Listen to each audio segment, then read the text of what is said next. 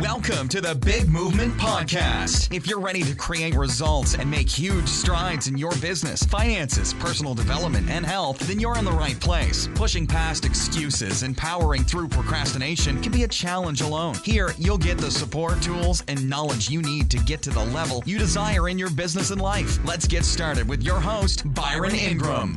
And welcome to another episode of the Big Movement Podcast. Today, we have Elatia Abate, who is an entrepreneur who left the corporate world to revolutionize the way the world thinks about careers and making money. She's gone from being a former VP of Human Resources at Dow Jones Company and Global Director in Talent Acquisition at Anheuser-Busch InBev to helping entrepreneurs make a difference. So let's learn a little bit from Elatia. So Elatia, welcome. Thank you so much. I am so excited to be here and cannot wait to dive in and share a little bit with you about what's going on in my world and what's going on in our world. Oh, as you have a lot of things going on in your world, you're on quite the adventure right now. Is that right? I am absolutely on quite the adventure right now. So just about 60 days ago, in about 2 days, I put all of my stuff in storage, initially to experience for my own self what it's like to empower success, to really create success in the uncertainty of what is now this freelance economy or this information age economy. And what that has developed into is a larger project that I'm about to announce, which is going to be me traveling the world for the next 6 or 8 months, interviewing 200 thought leaders across the 5 things that I believe are most impacting the future of work, meaning what is the workplace going to look like going forward, and how is it that we can create success in it. And those are mindset, education, innovation, all this cool stuff in technology, economics and finance, and then of course entrepreneurship. But I was goaded a few days ago from one of my advisors saying that while that's an interesting project, it's not enough. And so his challenge to me was to have the outcome of this being a business plan and the launch of a company that has the opportunity to impact no fewer than 1 billion lives. So that's what I'm up to these days. Oh, now that is incredible to be able to do that, because you think about it, this type of an adventure that you're embarking on to interview so many thought leaders, the knowledge that you're going to amass of how it can literally revolutionize the way that people think, act, and just overall behave in business, and what that can do to the world. Yeah. Well, it really is. And one of the biggest things that I think is most important to understand is the world as it was, or as we wish it were, or the rules of the game as we understood them don't exist anymore, at least not in the static fashion that we're used to them. And what do I mean by that? So particularly in this place around the future of work, and this means both for people who are creating companies and want to be hiring talent in the door, and for people who are looking for their own opportunities. What this means is the job landscape just is totally different, right? So half of the jobs in Europe since 2010 that have been created are contract work, half of them. So all of the people wishing and hoping for full-time work in exactly the way that it used to be, that world just doesn't exist anymore. And so what comes in now are the fun questions, is given all of this, how do we create and empower success in the face of that? And having insights from these thought leaders and showing what could be coming down the pike in order to create that opportunity, or those opportunities and those solutions, is a really exciting place to be.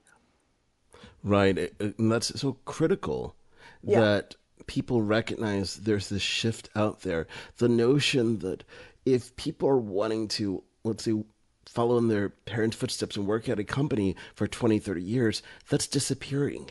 Yes, exactly. And the crazy thing is, and what I think is one of the most interesting things is this language around it is disappearing. So many of these things have actually already disappeared, or have already moved much farther away from reality and our current existence than they actually are. And so where that shock is going to hit is when people realize that the train has already left the station.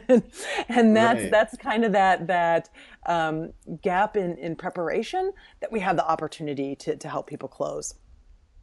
And it's so important that it begins taking place, because you look at the environment that we're living in, how many people, they're focused solely on we must bring these jobs back. We have to revitalize the economy in the ways that were in the past. That's not happening. Because if you look at the evolution of any economic center in the world throughout history, as the economic status increases in a particular country, certain types of task and labor end up being shifted someplace else. That's exactly right, and that's sort of the underlying premise of the free market economy, right? So, so one kind of opportunity arises and moves somewhere where it can work more efficiently. So jobs in one place shift over to a second, and then though new kinds of jobs arise. And what's interesting about this time that we're living in right now is that usually when these kinds of disruptions happen, you have two kind of competing forces, right? So one is the, oh my gosh, everything's crazy and disrupted, these jobs are gone. But when an industry or when a certain way of doing things dies, what tends to also happen is that because of the new technology, because of the new ways of doing things that are developed, new industries and more opportunity pop up. So in general, these things kind of have over time a way of equaling themselves out. Where we are at this moment in time, because the speed of technological innovation and change is increasing, that boom bust or sort of crash recovery kind of thing is taking a little bit longer because there are more disruptions more quickly. And which could seem like, oh no, what are we going to do? But I actually think if we prepare ourselves and we get excited about the speed of change and the kinds of skills that help us be successful within this realm, then there's only enormous opportunity going forward. Right. It's all about focusing on the opportunities with going forward in life instead of thinking, well, we have to bring back the good old days. Exactly. Exactly. And as fantastic as they were, they just don't exist anymore. Right, because you think about companies that have not made this shift. For example, look at Kodak. There was a time that if you wanted to take a picture, in all probability, you're using a camera that was produced by them, or you're using film that was produced by them. If you think you went to any local store, the film was most likely either Kodak or Fuji. Yep, and exactly. Now, where are they in the marketplace? Exactly. When they used to run it. Exactly. And it's similar to that story of Blockbuster and Netflix. Right. When Netflix came along and, they actually they were offered as sale to Blockbuster at a time, or at least in partnership, right? And Blockbuster said, no, we've got this. Little did they see the trend that was coming, which that it wasn't just people needing, a store with DVDs or VHS, way many years ago, but actually that people were going to have this convenience and that internet and the capability of the internet to deliver the kind of content that they used to have is, they missed that before it was too late. And that's what I think the interesting thing is. If you look at self-driving cars, as few as 8 years ago, people said, oh no, way too complex. There's no way that computers could possibly handle this task. Right. And now we're looking at, Ford has a commitment to be creating self-driving cars in the next few years. Other major auto companies, obviously Tesla and Google are working on these fantastic things. And so then what happens with that, right? Stuff that we thought was impossible, all of a sudden we're looking at a trucking industry that, as we know it, could be put out of business because of self-driving trucks. Seems like it could be scary, but what if that's just enormous opportunity on the other side of that? Right. And you see, I look at some things like that as it's a great opportunity because now you have this ability to consistently move freight without having to worry about driver fatigue. You look at all the benefits that are associated with it. But then you have to look at from another perspective. Well, what is it that you can be able to do to really adapt to that new economy? Yeah, exactly. So there's a lot of really cool stuff going on out there, and part of the adaptation are things like, okay, so you can either be the person who's actually creating the technology, right?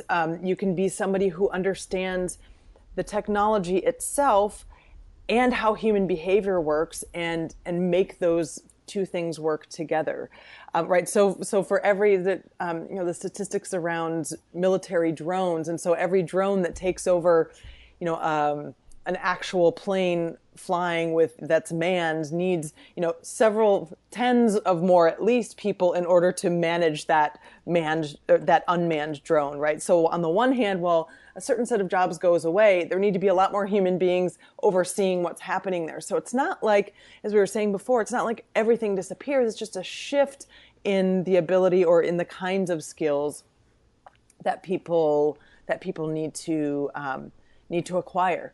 And then that third piece is, and I really can't stress this enough, which goes back to your theme of entrepreneurship and how do we create success in entrepreneurship, understanding and building the skill set required to be a successful entrepreneur is going to be crucial for more and more people. Right. It's so important because you look at the number of people who they're waiting in the job market. They're hoping for that next opportunity to come along instead of creating it. That there's, just as you mentioned before, with the number of jobs in Europe that are contract work, how many possible opportunities there are here just in the US alone if people reposition their thought process. Instead of wanting to, I want to go work for XYZ company, how can they be able to leverage their time to offer their services out to many companies and do the exact same thing?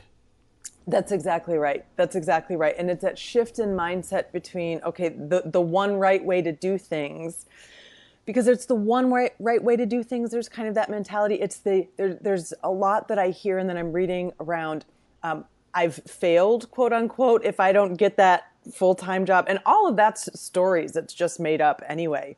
Right. But there is a different kind of a skill set that's required to create economic stability when you are working as an entrepreneur, because as a freelancer or as an independent worker, really you're working as an entrepreneur, which means that you need to understand how to market the business that you have, how to communicate with your potential clients, who those potential clients are.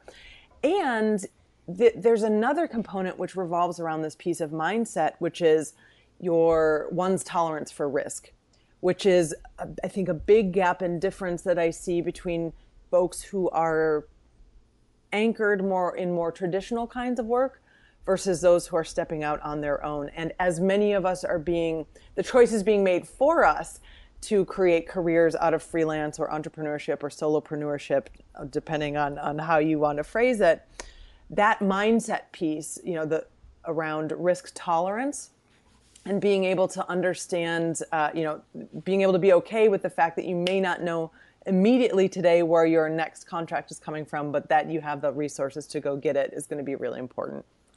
It is indeed. And when you think about risk, this is where I think there has to be a greater shift in terms of mindset. Because when you're building your own business, are there risks associated? Sure.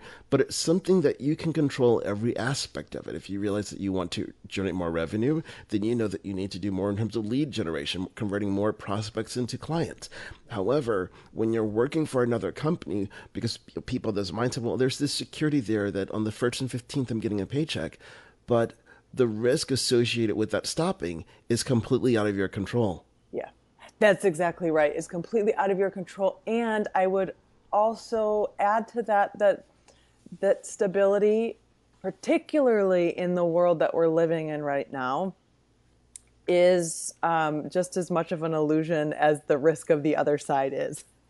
Right. Yeah, I think you're right on.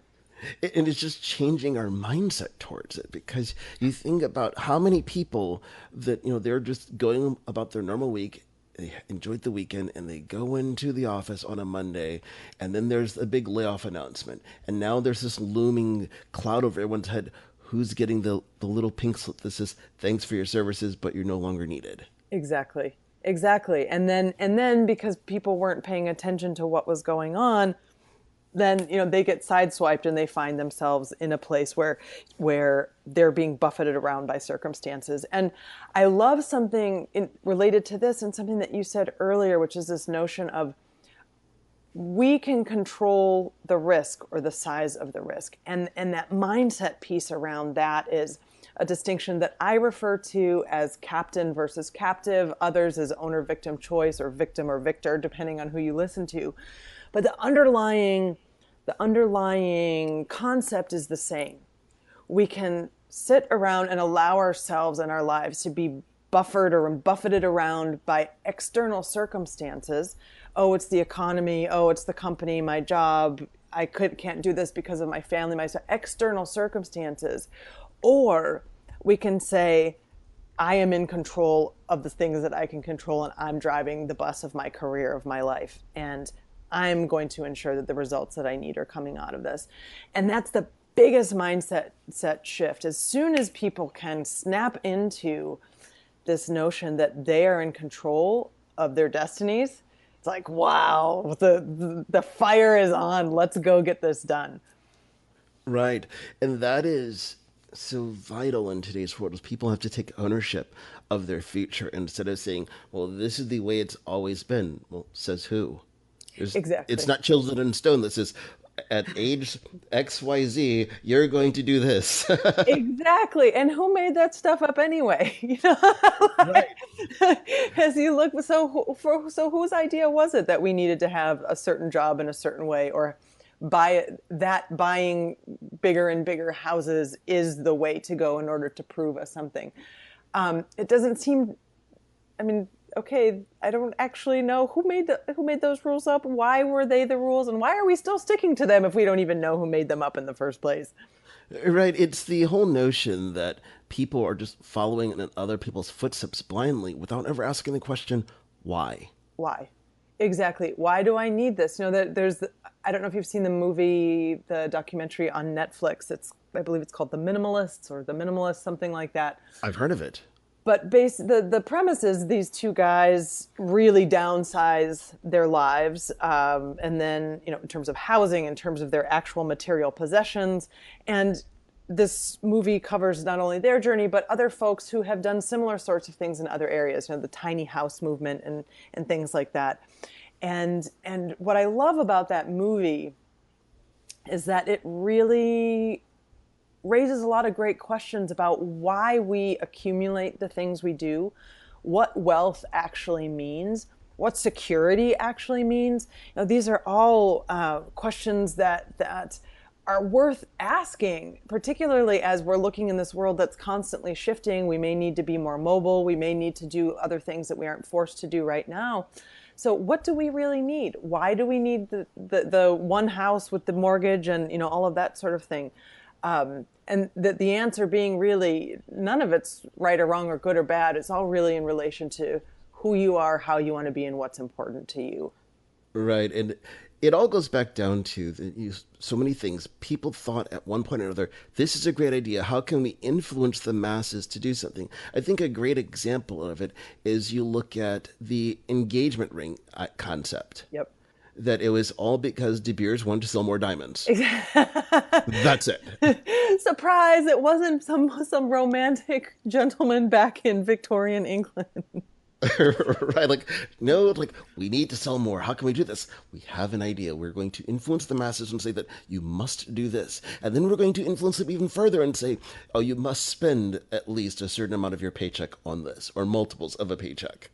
I know. Isn't that bonkers? And for what exactly? Who made up that rule? Right. Some genius person in a marketing room going, I got an idea. I know. And how brilliant is that? Because most people are doing that and living that. And the crazy thing is that so many of those people are suffering underneath that. Right. That, for me, is where the disconnect is. It's like suffering for a rule that someone made up, or a standard that somebody made up that was really just something somebody made up, not even something that's actually real. Right. And it's a sad thing to see because people never question it. They just go through the monotonous routine of, well, this is what's expected, so I guess I need to do this. Instead of saying, well, says who? Exactly. Says who, and what do I want to create in the world? What's important to me? What's important to me and my partner in this scenario? Now, if that kind of a thing isn't that important to your partner, what could we create with this? What could we instead build together something that's of value to us much more than a ring or not. And that's this place where I see possibility around questioning what has happened and what we have done, all of us until now, about certain things, asking the why and saying, what else could we do with this? What else could this mean? What else could be created in the world?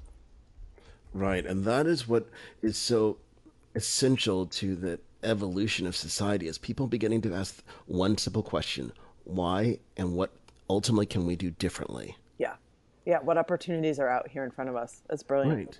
Because you look at it, everything in today's world is becoming more and more disruptive, that industries that have become stagnant are being just upheaved left and right because they think, oh no, nothing can ever do this better than us. You look at Uber as an example. Yep. Here it is, a company comes along and they're growing left and right for the simple reason they disrupted an industry. They looked at all the problems that people had with just getting a ride going from point A to point B, yep, and solved it. Yeah. Yeah, and we're able to solve it. And now, the taxi cab unions in so many cities that have been the staple of transportation, that model obviously is being questioned and disrupted. Uber is sort of the analog version of a self-driving car, right? Right. You get into it as the someone who needs to go somewhere. You aren't driving. And though you're still getting yourself there, and then the next step is the actual self-driving cars. But Uber also introduces a stronger version of something else that's interesting, which is this question around like an exchange for labor of $1 or X amount of dollars for an equivalent amount of labor. With the Uber equation, you've got a middle person, which is the company itself, taking a fraction of that, but in exchange you get freedom and opportunity and really low barrier to entry in order to get there. So there's all these interesting questions swirling around that are cascading through other places in the economy, but that beg the question: how will this impact other areas? Will bartering or more kinds of bartering come into play as we move down the pike? And that's not even contemplating yet the 3 to 5 billion people who are going to be coming online over the next several years, who have never had access to opportunity, to this kind of money, to this kind of education before. I mean, it is an enormously disruptive time, and which means to me enormously exciting time, because with all of these new elements popping up, it's sort of like whack-a-mole, but in a very positive way, because you can't squash what's coming, right? So it's like, what's popping up out of here? What surprises are we going to find today? Right. I think that's something that people miss out on when you look at the entrepreneurs and business owners and say, there's so many people that are already doing what I'm doing. I don't know, why should I do it? If there's 3 to 5 billion more people who are going to have access, right, that's a lot of people. Just do the math. Just grab a piece of paper and write out all the zeros behind that number, and then realize you only need a fraction of a fraction of a fraction of a percent to have an incredible lifestyle. Yes, exactly. And that then begs the question: do we, for a certain kind of a class, right? There's so many educational opportunities and things to learn online for free, right? And so maybe these folks aren't going to be as mobile, but what kinds of opportunities could you have to even sell, a fraction of an advertising dollar across a platform that goes across that many people? There's just so many more opportunities here. So I absolutely agree with you. It's like opening up the scope to what's possible by looking at all of the amazing things that are going on in the world, as opposed to, at least initially, narrowing ourselves down to something. If we open up the scope at the beginning, we might find some more interesting questions to ask and then to be able to contribute through. Oh, definitely. And so much is going to start shifting towards an implementation economy, because you look at people are inundated with information day in and day out. If you look at your newsfeed on Facebook, you see one ad or another. Learn how to do this. Figure out how to do X, Y, Z. And it's a constant stream. And then if you even go to YouTube, well, there you go. There's tons of content there. But where people are lacking at is, well, how do I actually make it work? Yeah. And that's what people need help with. Yep, that's exactly it. And one of the things, that I notice that you talk about is okay. So we're entrepreneurs, but how do we get to the people who we want to have as clients, as customers? How do we actually get our message out there and then turn that into revenue coming in? And something great. I had the opportunity to be at a smaller conference of people on finance with Tony Robbins and a group of folks who he pulls together every year. One of the things that he highlighted once again is this notion of, we are drowning in information, but we're starving for wisdom. And so having the quality of your content, which is really just what screams out to me, having the quality of your content being something that is unique and different and interesting, that's a place where magic is. And so people say, oh, but if there are 80 million other people doing the same thing that I'm doing, then why is it that my voice is different? Well, perhaps if there were that many other people doing it that were that successful, then we wouldn't need your voice. But how many people out there are actually really driving change in that? So how can you make your unique voice be heard? And then how is that voice helping others produce value and results? Right. And you mentioned something there. I think it's really critical. You talk about the impact that somebody like Tony Robbins is having, and people are saying to themselves, if there's so many people out there doing it, how is there room for me? And I've lost count of the number of times where I'm just at a coffee shop or someplace, and I'll just have a conversation with someone and say, hey, have you ever heard of Tony Robbins? And they're like, who's that?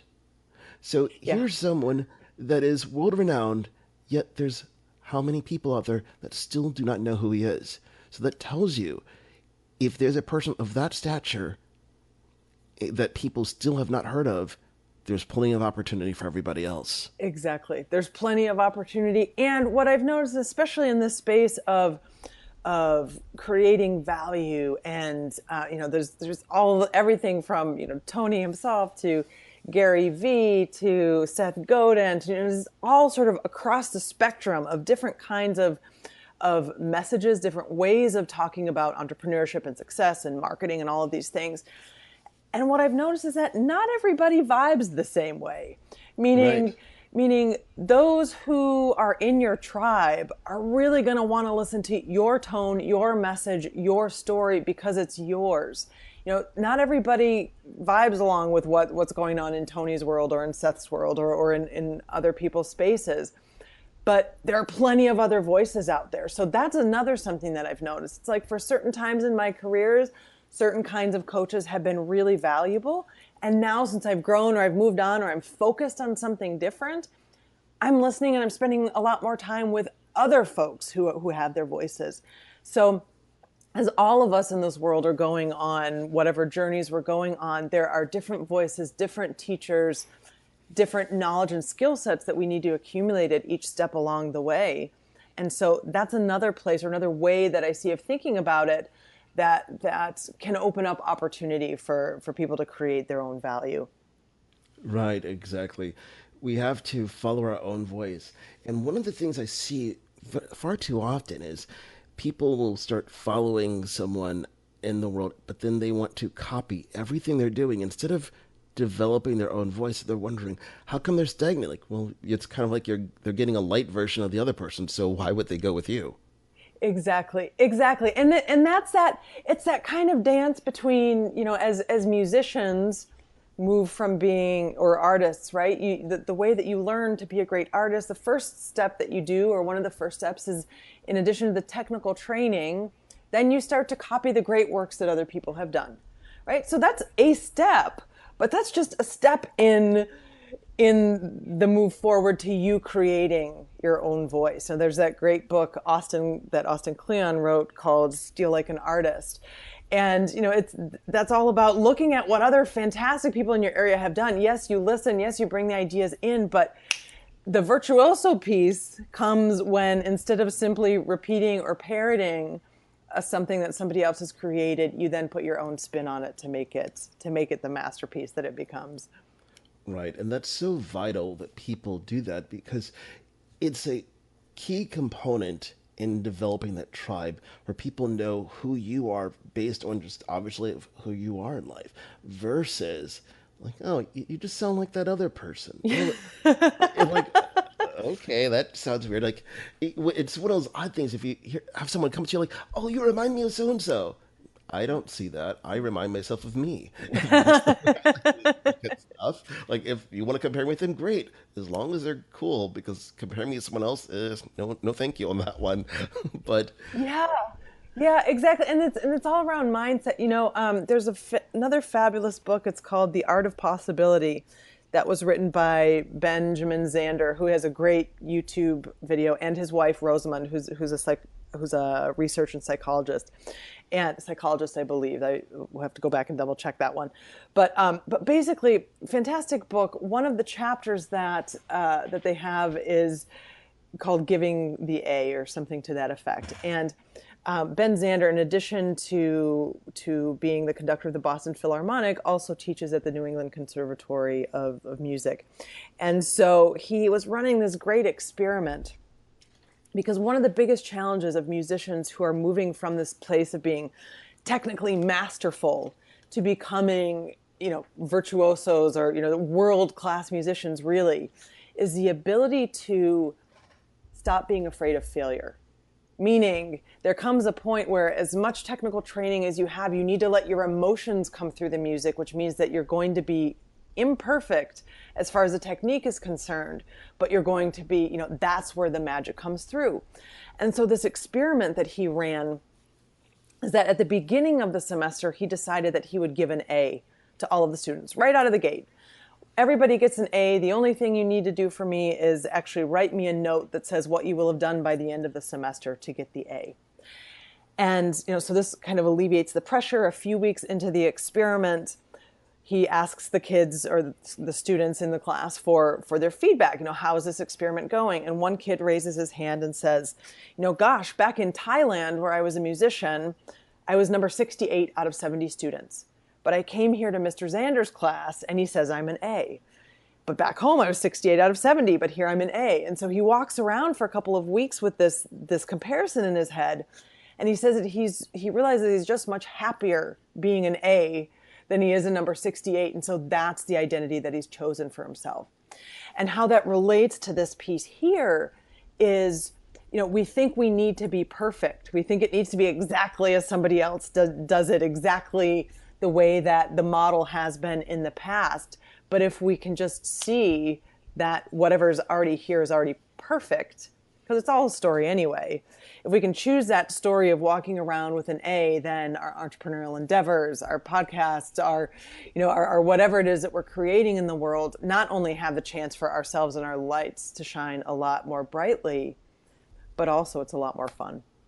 oh, totally. And it all goes back down to embracing that fear, because anytime we do something different, there's that unknown, like, what if we fail? Well, obviously, we are going to have those stumbling blocks in life. I like to think of it as go back in time when that first time you took a step as a child. In all probability, it did not go the way that you're planning. I'm going to race across this room, and there's going to be like the music from Chariots of Fire playing, and it's going to look amazing. No, you kind of took one step, went plop, and did a face plant. But at that point, you didn't just kind of lay there and think, this walking thing, it's just not for me. Exactly. That's exactly it. We forget that actually the need, the drive to learn as human beings is almost, more present in most cases than the need to reproduce. There's a great quote. And this is one of those things as we're speaking about how people create success, what it is that we want to build in the world, and why it is that so many of us have challenges breaking with the mold and the way that things used to be, is that for most of our lives, up until we get out of school, and certainly in the early years of our careers, we are disincentivized to learn. We think we go to school for learning, but that's actually not the case. We are disincentivized to learn, and we are incentivized to avoid making mistakes. Because learning, the underlying, central linchpin of learning is the ability to make mistakes so you can learn from them and improve. And so, all the way through school, we avoid making mistakes. We want to be the A. And early in our careers, for the most part, most working environments, you want to be the one who didn't make the mistake. And if a mistake was made, you weren't the one who did it. Hands off here. But what we need to create successful careers, successful entrepreneurial adventures is this learner's mindset. And so another way to begin to help people open up light into, creating the success that they want to have as entrepreneurs, as business owners, is by remembering that one of our greatest gifts as human beings is actually to learn. But in order to do that, we've got to make mistakes. So if everything's just an experiment, if everything could just be run as an experiment, as a way to learn information, then that pressure valve that, I'm afraid of failing, the cover on the pressure valve gets let off, and things become a lot more fun. Right. And we have to embrace that notion, because you hit it on the head. If people are being incentivized to avoid making mistakes, then they're never going to break free from the safe and tried and true path. Like, you look at the number of people that they have the mindset, well, I just want to get this safe job, do these little things. So they define their living based on playing it safe. But when you look at the people who have the most success, they're taking the biggest risk, and people don't think about it at times. Well, how many times did they fail? How many ideas they have that just didn't work at all? They're like total flops, but they didn't stop there. Exactly. And that's just it. It's the not stopping. It's the deciding. So one really cool way to think about it, right, is think about the outcome that you want to have, whether it's with your business that you're getting off the ground right now, a new professional goal that you have for yourself, whatever it is that you want to create, that outcome, how amazing it is, the wonderful impact that it has for you, for the world, for everybody else. Figure that out. Decide a strategy to get yourself there. But the key is to fall in love with the outcome, not the strategy. Because if you want the outcome, then strategy A isn't working, then you got to go for B and C and D if that's the thing that you really want to create in the world. And so by falling in love with the outcome and not the strategy, that notion of failing, like whatever that means, just that we didn't pick the right strategy this time. All right, let's go for the next one. All right. That's one of those core philosophies I have, is always focusing the outcome, because the how is probably going to change. Exactly. It's not like I have every little detailed plan. Most of the time, I like to write out, here's my outcomes for the day. Sometimes I have the faintest idea when I write it down. How the heck am I going to make that happen? Don't really care. I just know that this is the outcome. Exactly. And then when you don't have rules about how to get there, that's also a way to create amazing and creative solutions. Right? Because it's like, if by the end of the day I must talk to the CEO of this major, this Fortune 500 company, that's the goal. Well, then how do I make it happen? I know, by any means necessary, right? So right. You find the phone number, you find the email, you find the assistant's name, you find his best friend, you find any way it takes to get there. But then it becomes this journey of like, okay, for as awesomely, absurdly bonkers as I can make this goal, there are infinitely fun ways for me to actually create it. Right. I think one of the best examples in history of having that big goal, the outcome, and not really having the method of getting there identified. If you think back to when Kennedy announced that man was going to the moon, you probably had engineers going, "We're doing what?" Because exactly. At that time they had no clue how to do it, but they figured it out. Exactly. Yeah, I love that example. I use that one a lot in the workshops that I give, because it's brilliant. Right. He stands there, he announces to the joint session of Congress, hey guys, in 10 years, someone on the moon. The next step was not the 47 ways to get there. Just like, get her done. I don't care. Right. Yeah. Exactly. It's that step in the right direction. So sometimes we have to look at, how do we declare a great vision and cast it out there? And then that sets everything in motion for it to take place. That's a beautiful thing. I was talking with one of my advisors this past week, and we were talking about the notion of the magic of theater.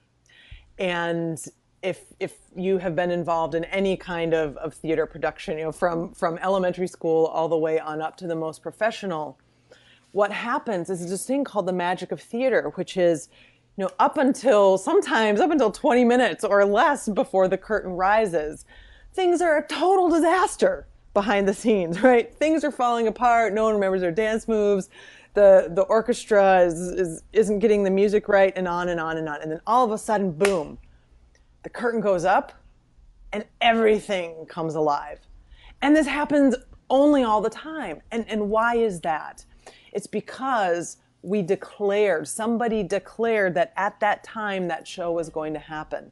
That same sort of thing with Kennedy, right? In 10 years, declaring that curtain will be going, or that rocket will be going up into space with somebody on it to land on the moon. And so this notion of the power of the promise or the declaration, there are very few things that exist only in the space of words, of vocabulary, of words that are actually real. And a promise or a declaration is one of them. And so it's kind of that idea of having your skin in the game, right? Okay, by X date, this thing is happening. Then everything aligns in order to make it happen. Then it gets a lot more fun too. Right, exactly. It's all about how do you transform something into being fun? Exactly. Because then you will look forward to doing it. Yeah, there's, there is a lot of play, or there can be, or there should be a lot of play in work. The opposite of work is not play, it's boredom.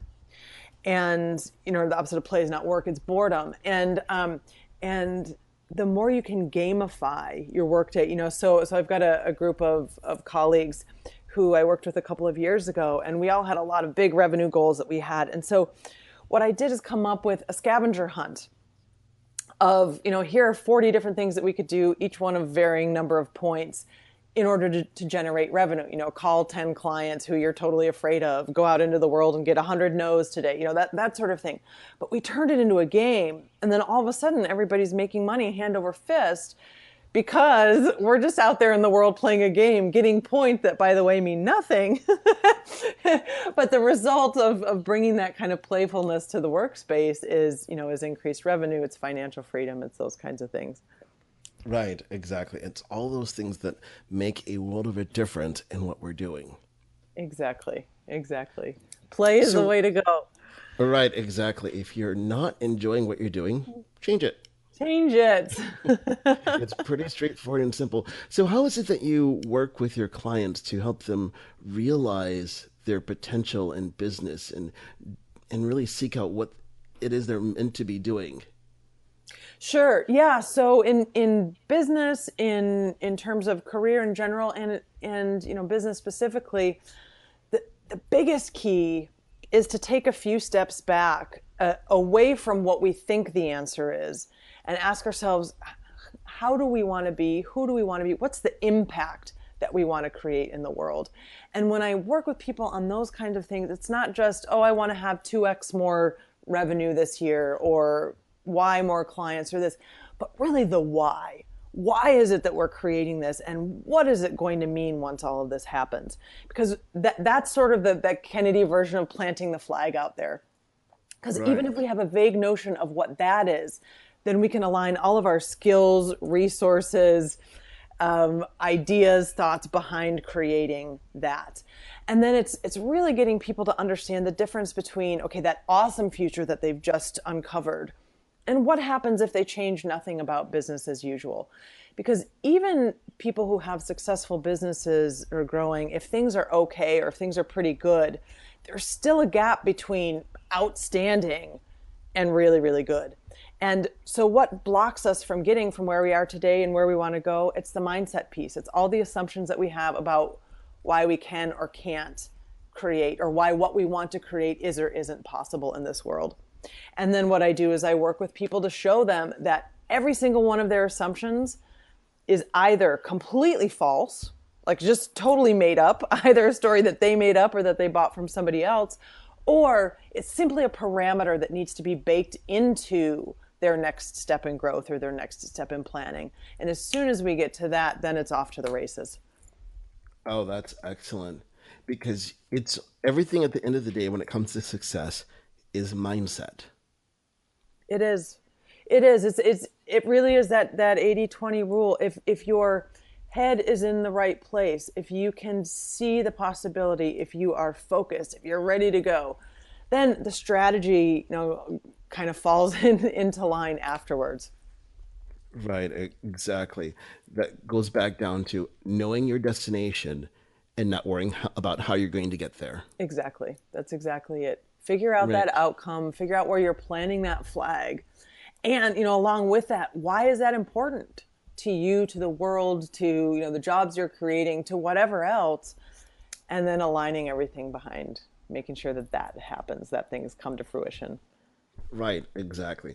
So, what is one thing that you recommend for business owners, executives, entrepreneurs that they should be doing in their lives to achieve the outcome that they're looking for?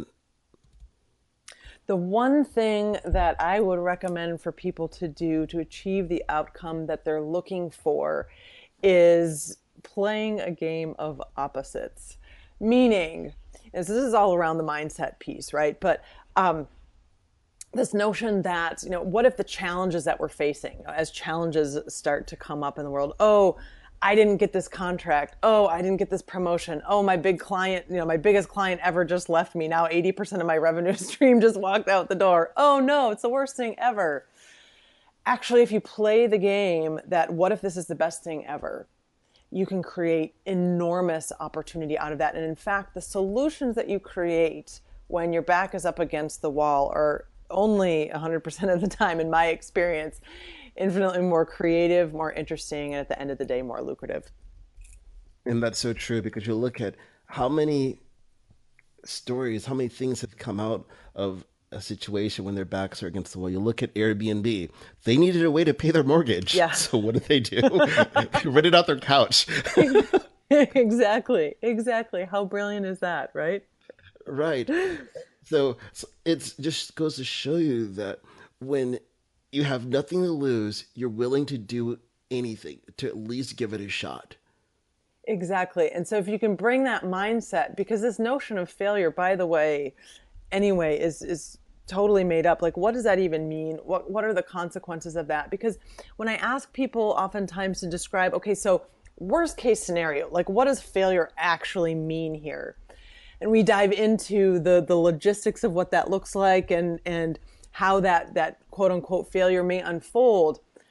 The outcome, 99.5% of the times, it may not be the outcome that people would choose, but the disaster that everybody thinks it is, doesn't even come close to coming to fruition.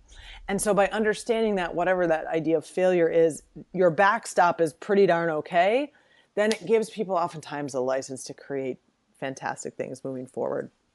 Right, exactly. So I want to thank you for coming on to the Big Movement podcast today. How can people be able to reach out and learn more about what you have going on and ultimately work with you? Oh, well, I thank you so much for having me. This has been a blast of a conversation today, diving into the magic that it is to create fun and different mindsets and success. So people can reach me at my website, which is elatiaabate.com. I'm sure we'll have that in the write-up of this. It's a little bit easier for folks. And then this big journey that I began to speak about at the beginning, which is, traveling around the world with the outcome being the launch of this company in addition to those interviews. You can follow me across the various social media. The hashtag is Gypsy Year. Oh, that's awesome. Well, once again, thank you for coming on to the Big Movement podcast, and I look forward to following your journey. Thank you so much. Thanks for having me. Looking forward to seeing you soon. Thanks for listening to the Big Movement Podcast today. And be sure to subscribe so you don't miss an episode. Now that you've surely been inspired to take your entrepreneurial career and business to the next level, you can stop by the website and get more. And if you're ready to boost your business brand, be sure to grab your free report, 7 Easy Steps to Build Your Brand Today.